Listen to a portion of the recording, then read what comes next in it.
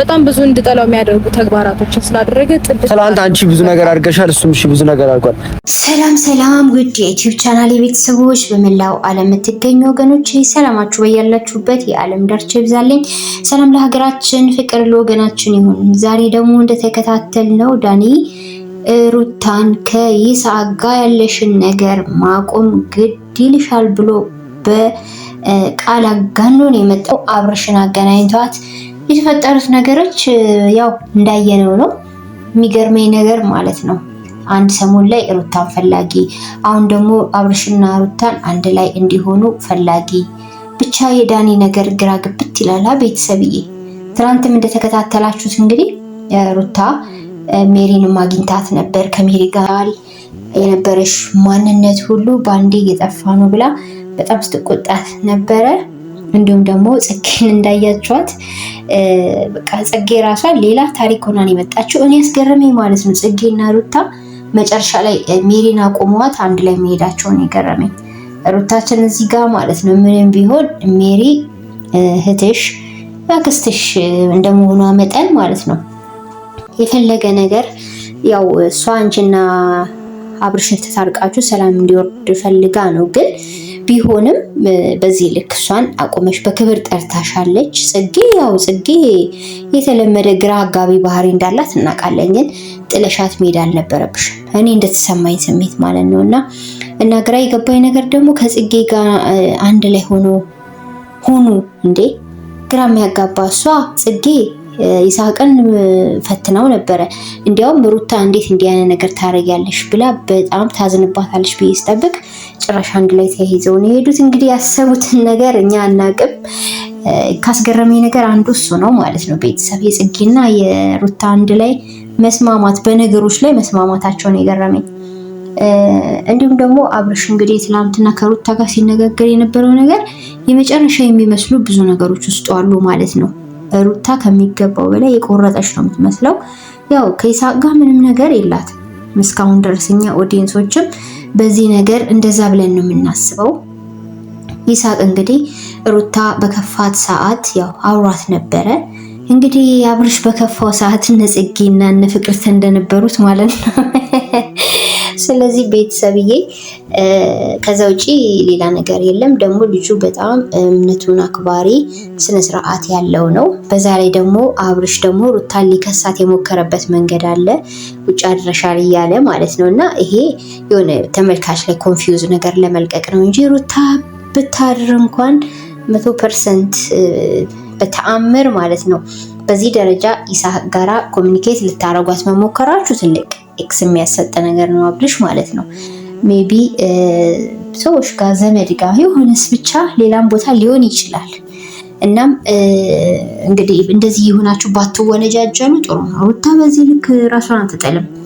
እንደነገርኳችሁ ቤተሰብ የሩታ ብልጥና ራሷን የምትጠብቅ ሴት ነች ማለት ለፍቅር የፈለገ ብትረታም ለአብሮች ዝቅ ብትልም ግን ይሄን ያህል ደግሞ እሷ ራሷን የመስጠል ሴት አይደለችም።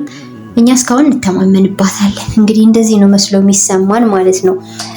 በሰዎች ዘንድ የሆነ ነገር እንዲታወቅ ወይም ደግሞ ሰዎች በእሷ ላይ የሆነ ነገር እንዲሰማቸው ማድረግ ትክክል አይደለም ብዬ አስባለሁ።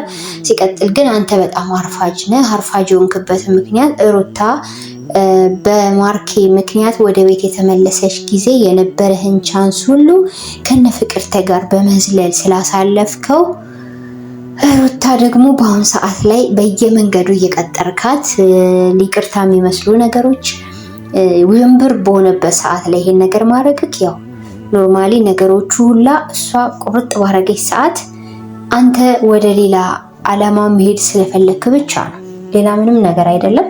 ዛሬም ደግሞ እንዳያችሁት ቤተሰብ ማለት ነው ፍቅርተ ከፉፉ ጓደኛ ጋር አብራ ያው እንደ ኢፍጣር ላይ ፕሮግራም ምናምን ሰርተዋል ማለት ነው።